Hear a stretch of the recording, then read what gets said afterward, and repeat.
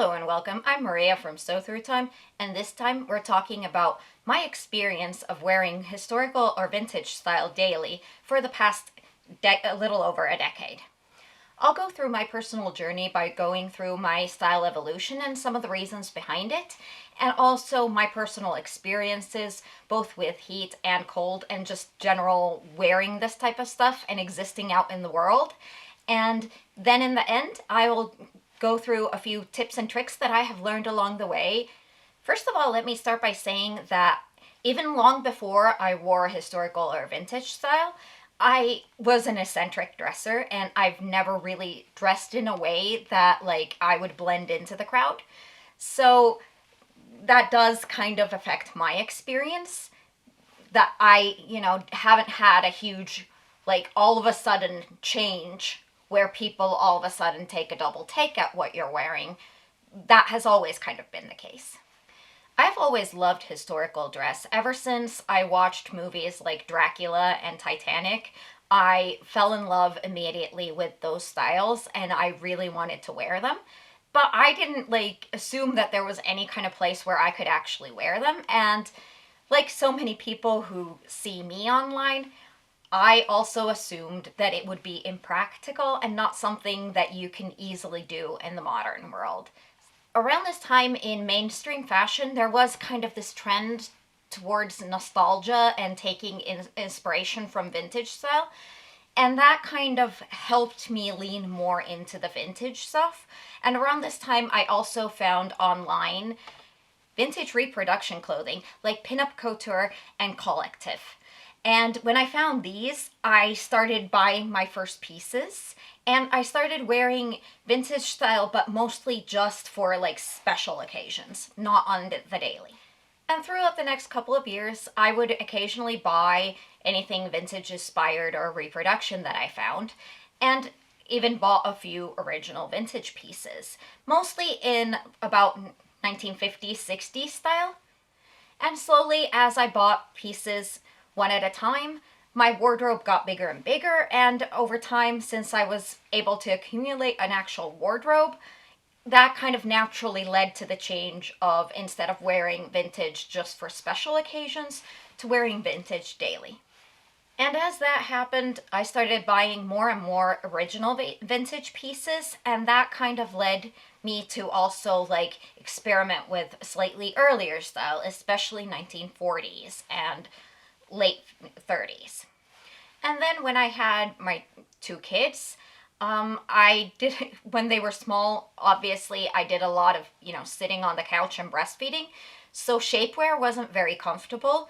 So I tended to shift more to the earlier stuff because a lot of the 1950s stuff, even though you can wear it without shapewear, because it has a lot of stiff waistbands at your waist and then flares out, that creates a pressure point at your waist. And that can be, especially for somebody who, like me, who has a sensitive stomach, that can be extremely uncomfortable. And I often felt even if I wasn't uncomfortable in them, I felt I looked a little frumpy. I wanted that shapewear silhouette. I feel much better in 50s stuff if I'm wearing shapewear under. Even though I don't have an issue with my body, it's not really my body. To me, it looks like it's missing the shapewear, if you understand what I mean. So that's why I kind of transitioned slowly to wearing the earlier stuff, 50s and 30s. I mean, from 50s to the 30s and 40s style. Because even though this might come as a surprise to some of you, especially since I dress in a lot of historical clothing nowadays, I'm actually very much a comfort-orientated dresser.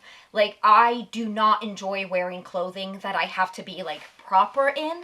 I need my clothing to be able to move with me so that I can move and I can sit slouched on the couch or with my legs up, especially I love tucking my legs up when I sit on the couch because I have cold feet and I that position is just cold feet.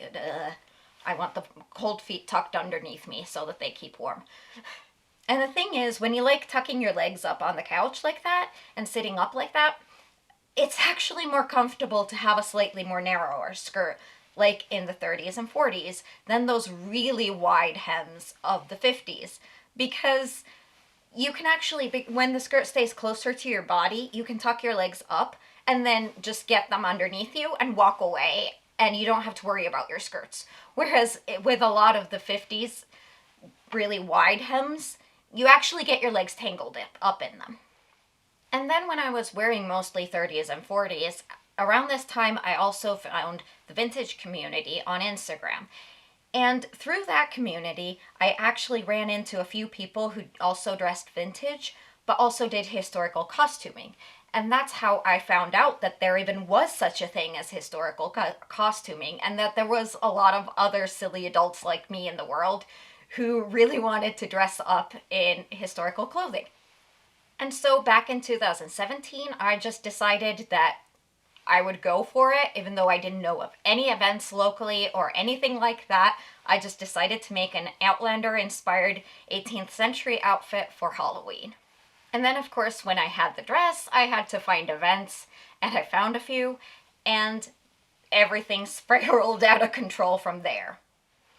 And as I started making these historical, like, costuming things that I wore only for, like, events, I also noticed that corsets are extremely comfortable. Actually, they are a lot more comfortable than the vintage shapewear that I had been wearing on occasions.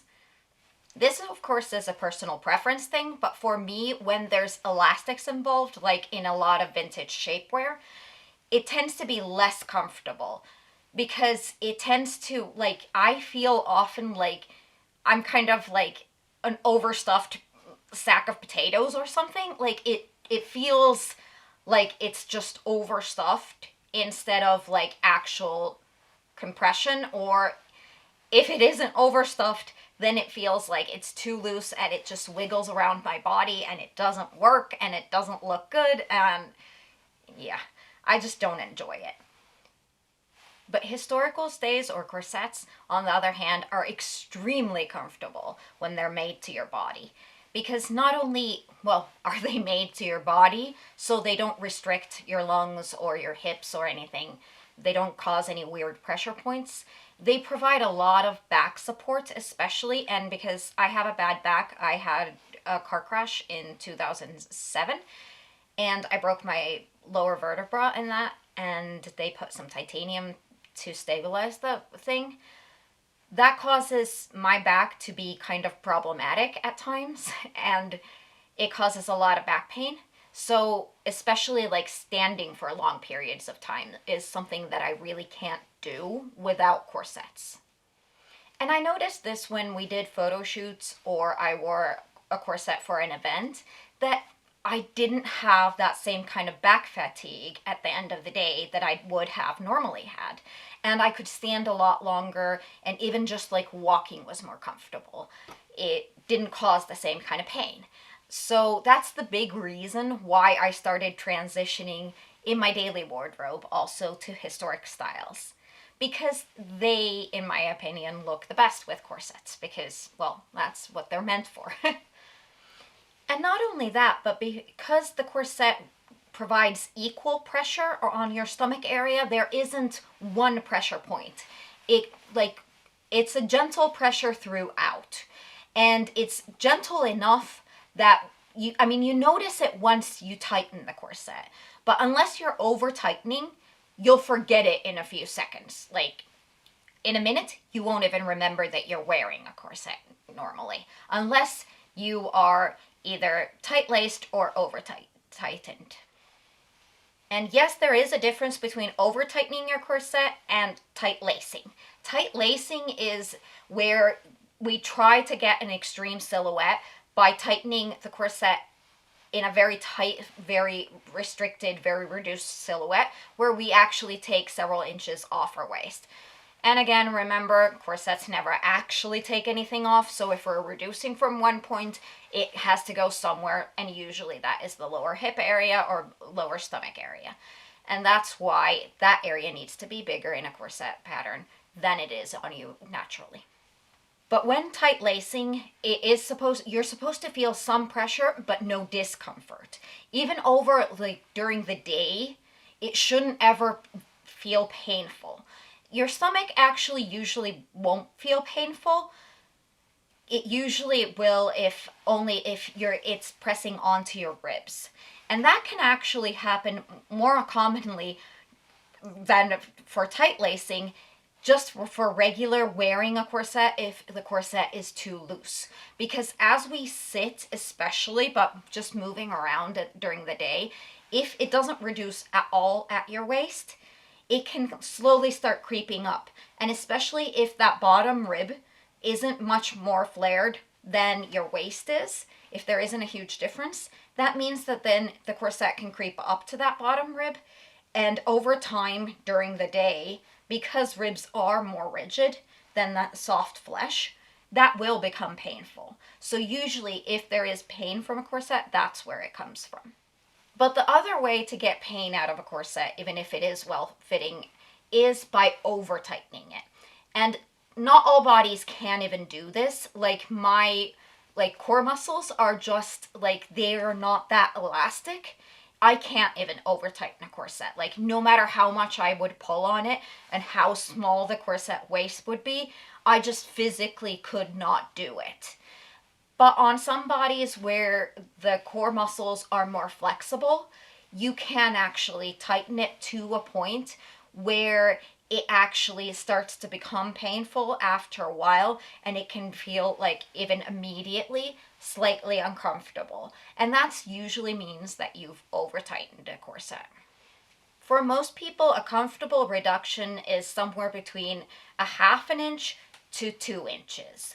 Some people can do up to 4 inches, and before that, it is not considered tight lacing. After 4 inches, we consider that tight lacing. My body personally cannot do that. Like, I cannot tighten 4 inches. It just won't do it. But let's get back to the pressure point. So, like, when you have that corset that fits you well and doesn't cause you discomfort, but, like, is comfortable, the fact that it does actually even out the pressure throughout your stomach area actually helps. Not only can you make your clothing like historically they made, especially during the Victorian era, clothing did not come with allowance for movement. And that is simply because it didn't need it. Because once you put that corset on, that part of your body that is covered by the corset is rigid. It does not fluctuate.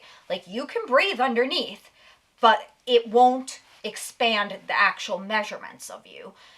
The corset itself has the room for you to breathe in and move around. So not only can you get that silhouette that was common in the Victorian era, where clothing is really tight fitting because you don't need that room for the movement, but also on top of that, you can layer a lot of waistbands without it being uncomfortable because they're not sitting on your body. It isn't one pressure point coming on that small fleshy bit at your stomach where it can dig into the flesh and become uncomfortable. But instead, they're sitting on top of the corset, and the corset is handling all the weight from the waistbands. So you can layer as many waistbands as you want, and it will never become uncomfortable. And this is especially important for somebody like me who has a very sensitive stomach to pressure. It actually means that I'm more comfortable in my clothing than I am if I'm just sitting around, even if it like is stretchy clothing. If it has a more rigid waistband, that will be more uncomfortable for me than I am if I'm wearing a corset. And since we're on the topic of comfort in historical clothing, the thing that I have to talk about is the question that everybody always asks, that aren't they hot? Yes, there is always a lot of layers involved, but no, they aren't actually hot because not only do the natural fibers breathe well, there aren't any plastics involved like there is in a lot of what we modernly wear in modern clothing. But on top of that, the layers work kind of as your own personal like cocoon insulators. So they insulate the air in, meaning that the body temperature stays very even. If it's hotter than what the outside temperature is, it tends to keep you warmer because the warm air that your body has heated up stays inside. But the same also means works for heat. So if it's a lot hotter outside, that body temperature air stays even underneath your clothing. So you can actually stay cooler underneath your clothing than you would be if you would be directly exposed to the sun, because the sun, as it beats down on you, and especially on bare skin, it really heats that skin. And an important thing about historical clothing to keep in mind is that people in the past weren't stupid. Like, people haven't changed that much. If they made clothing a certain way, there usually was a reason for it. Of course, they're like the overall silhouette that is mostly affected by fashion and things like that, like trends and things like that, that have, or even politics. But the reason for all the layers and how they worked and how they were done, there often is a reason behind it.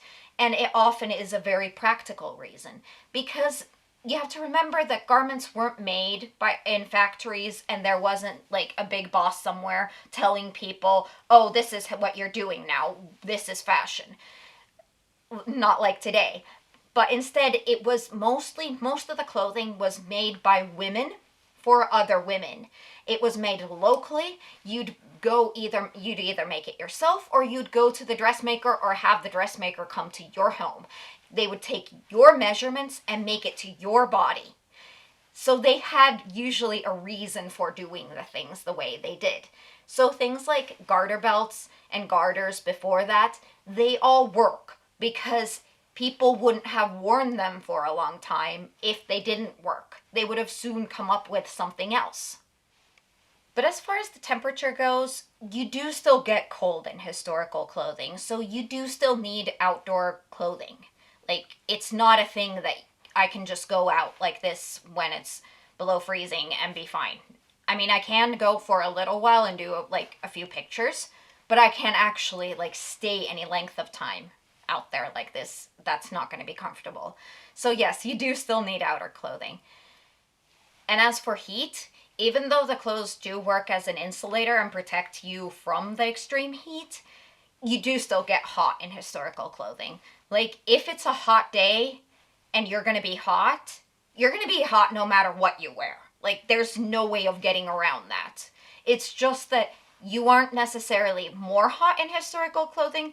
Actually, you can be less hot than if you're in modern clothing, because it provides that shade and because there aren't any plastics involved, so it breathes better, and also because it insulates you from the heat. Now let's talk about other people's reactions to what I wear. This is one of the most common questions, and requests that I get, especially on Instagram and TikTok, is that people ask that could I like show a video of me walking out in public so that they could see other people's reactions, because people want to know, like, how do people react to what I'm wearing. But the truth is that most people just simply don't react. That's not to say that they don't give me a second look or that they don't like stare at what I'm wearing, because yes, they do, but they'll do that no matter like what you're wearing, as long as it's outside of the norm. But most people will just leave it at that like slightly longer look at what you're wearing. They won't actually interact with you or even like stare at you longer. There are a few exceptions to this. Like, for instance, if you're wearing anything that has a really long train, then people tend to notice a lot more. And another thing that I've noticed is also people notice a lot less if you're not wearing a hat. If you're wearing like a vintage dress or even like a historical garment, especially like Edwardian, like a shirtwaist and skirt combo, they won't really pay that much attention to what you're wearing unless you're wearing a hat. Because modern people usually don't wear hats unless they're like wool beanies for keeping your ears warm. But other than that, people don't wear much hats nowadays. So if you're wearing a hat, that's a thing that they do pay attention to. And especially if you're wearing both a hat and your skirt has a train, then people are gonna stare. And another thing is that if you're wearing anything older than Victorian, that causes a lot more like people to be confused about what you're wearing than newer styles. I don't know why this is, but for some reason, that's kind of the limit. Most people, like, if you're wearing a natural form or some other kind of Victorian clothing, they'll recognize it. And usually the reaction that I get then is people smile at what I'm wearing or smile at me. But usually they don't actually interact with me other than that. But if I'm wearing older styles than that, that usually tends to throw people off a lot more. And another thing that I've noticed is also if you wear especially newer vintage, even like 1930s, especially 1960s, 1970s, if you don't have your hair in a very specific, like made up style that matches the outfit, most people will not pay any attention to what you're wearing. They do not notice that you're dressed outside of the norm. So that's a thing to keep in mind, like if you want to wear vintage but you kind of want to blend in, then if you do your hair in a modern way, most likely people will not really notice what you're wearing. Even though most people don't actually interact with you when you're dressed outside of the norm, there are exceptions to this, of course. But the vast majority of people who do actually come to talk to you or say something to you, vast majority of those comments are going to be positive. The most negatives that I've ever gotten is really from drunk older men, and most of those are intended as a compliment, but they're making weird assumptions about me and especially my values based on what I'm wearing. But that can happen if you're wearing any sort of longer dress type of garment. It doesn't need to necessarily be historical for that to happen. But it isn't common by any means. And another thing that is, like, I guess sort of in the negative category is if you're wearing older styles, like especially if you're wearing a cap out in public and you're not clearly like in a situation where you could be a part of the event, then people are going to get weird ideas. Like, I've had a friend who has been assumed that she was Amish, and I've had another friend who also, and these were all like interactions that happened after an event when people went to a bar or something like this. And then another interaction that a friend of mine has had was that it was assumed when there was a bunch of girls and one guy that went out after an event to a bar, the person who came to talk to them assumed that they're all his wives and they're in a weird religious like cult, and they kept on asking about that how does it feel that your husband has all these other wives? And of course they had a huge laugh about it.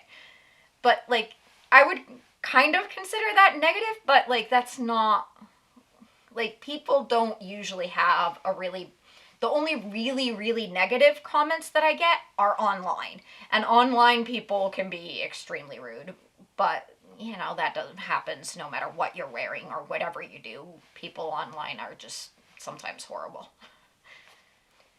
That being said, if there is an event going on, people are always going to assume that you are a part of the event, no matter if you match it or not.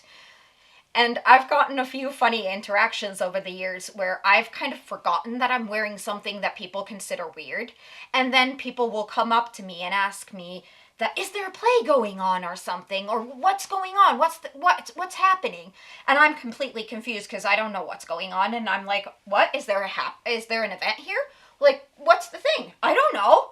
And then I realize afterwards, when they've already walked away, that, oh, they meant what I'm wearing. They thought that there was something going on because of what I'm wearing. And because of that, I've also gotten into a few funny interactions over the years where I've been in a city that I am not from, or even a country that I'm not from, and people will assume that I work there. And since we're out in the city, they'll just assume that I'm some sort of city guide or something, and then they'll come and ask me directions. And then I'm like, I don't know. I don't know anything. I'm just a tourist here, just like you. And then they're all confused that Like, and then they don't know how to, they don't like continue the conversation. They're like, well, why are you dressed like that? Then they just get confused and they don't know what to say, and then they kind of stare at you for a while and then they walk away. I've traveled both in Europe, in North Africa, and in the Americas in historical clothing. And in all of them, the vast majority of people who in any way react to what I'm wearing is smiles, and then some people will compliment what I'm wearing. But even that is quite rare. When you go to Northern Europe, where the Romani people wear their traditional clothing, that is inspired by the 17th century, but of course modernized because it is a living tradition. If if you have darker hair and you wear a long dark skirt, especially black skirts, because that's what their traditional outfits are, a lot of times I do get mistaken if I'm wearing a darker skirt for a Romani woman. And because of that, I have gotten some like interactions, or like they aren't actually usually interactions. People don't actually come to say anything to me, but I can hear them sometimes behind my back saying racist things in those countries. Another good thing about wearing a corset is also that small size fluctuations, especially like those that you get throughout the day in your waist area or different times of the month or things like that, they don't really affect your garments at all, because when you're wearing the corset, that will keep your body that one size. So like I don't have to worry. My stomach is naturally like it can change within the day, and especially from one day to another, it can change like an inch or two, my waist size. So when I didn't wear shapewear, I would always have to think that, oh, will I actually fit in that today? Oh, will that actually be too big on me today? But when I'm wearing a corset, I don't have to think about that because I know my body will be the exact same size once I put that corset on. So I know I'll fit into my clothing. And because of this, clothing is also more gentle to body size fluctuations, because those little changes, you won't really notice them because clothing isn't typically tight at your hip area. So the part that you like, the squishy part of you, that part, even though that is usually fitted, that is the one also controlled by the corset. So a small size fluctuation, that will just fill out the corset in a different way. That won't actually affect neither the comfort of the corset or the outer clothing. So it's a lot more forgiving for the tiny little fluctuations that tend to happen. And not only the tiny ones, but even the bigger ones. Like, I have gone up and down several clothing sizes throughout the last few years, and still I can wear most of the clothing that I've made during that time. Most of it will accommodate the slightly bigger me and the slightly smaller me just as well. And now for a few things that I've learned from wearing vintage and historical clothing that I think everybody should know. And the biggest one is wear a petticoat or a slip. Like, if you're wearing a skirt, especially if you're wearing any kind of like stockings or pantyhose or anything like that, wear a slip. The point of a slip or petticoat is to keep not only the garment from sticking to your legs, and especially those pantyhose and stockings, because it will happen. That is one big bonus. But the other thing is also that it keeps your skirt a little bit further away from your body. Not only does your skirt stay cleaner because it's not getting sweat and body oils on it, but also you are going to be a lot cooler on hot days when you have that skirt slightly away from your body. Petticoats can be really thin materials, and slips too. They can be like silk or really thin cotton or really thin linen would be the best for really hot days, because it will keep you cooler. And also because of the insulation, that also helps keep you cooler. But also when it is cold, you can add a lot more layers to underneath skirts than you can underneath pants. And you can a lot easier take those layers off once you're indoors if you get hot. Like, you can layer petticoats underneath skirts and then stockings and leggings and whatever you need to stay warm. You can always a lot easier do that, other than trying to put on leggings and then pants and then finding out that your waistband is too small on the pants once you have the leggings underneath, and then switch to pantyhose, and then when you get indoors you're going to be hot and sweaty and sticky and it's uncomfortable. So yes, wear skirts if you want to be comfortable in the cold. And another reason to wear a slip underneath dresses is that it really does smooth out lines. Even if you're not wearing any sort of shapewear and you don't want to wear any sort of shapewear, just having that thin material, that slip underneath your dress, will keep the dress from clinging to every single lump and bump, and it also smooths things out. And another thing is that your chemise or shift is your best friend. Even if you're wearing modern clothing, even if you're not interested in historical dress at all, wear a layer underneath your bra and you will be so much more comfortable, especially in the summertime. Because that layer against your skin, when that's especially linen, but even cotton, it will wick away the moisture. It will keep your skin less sweaty, less sticky, and it will keep your bra cleaner. You don't have to wash your bra as often, and you won't have as much boob sweat. It really is a game changer. And keeping with that sweat theme, the chemise, especially if it has some sort of sleeve, or even if it doesn't have a sleeve, if it comes fairly high in your armpit, that is seriously going to help with sweating and keep you more comfortable in the summertime. And you don't have to wear as much antiperspirant or as much deodorant or other things to be comfortable, because if you have that linen fiber up against that, or even cotton, but especially linen, because that will reduce the bacteria growth a lot better than cotton does. It wicks away the sweat, keeping you cooler, you don't feel gross, and it doesn't start to smell. So you are going to be a lot more comfortable. Your clothing is going to be a lot more comfortable. You don't need to wash it as often because your sweat and your body oils and your skin flakes and all the gross stuff that comes off of us doesn't come onto your clothes. And lastly, life is simply too short to not wear what you want and what you're comfortable in. It doesn't matter what that is, be it the current trends or whatever style, go for it. If you want to wear that, do it, because there's no reason to regret your clothing choices or be afraid, because there's always going to be people who are going to judge you no matter what you do. So you can't really help that, and it's not your problem. It's the person's problem who has the problem with whatever it is that you're doing. And you're going to be a lot happier if you're getting judged for doing the thing you want to do, rather than being judged for the thing that you don't even want to do, that you're doing just to try to please others. Okay, that's it for today. I really enjoyed having you here, and thank you for watching. And if you could, please hit that like button if you liked this. That would really help out with the algorithm. And if you haven't already subscribed, do that if you want to, and so that I can see you again next time. Bye!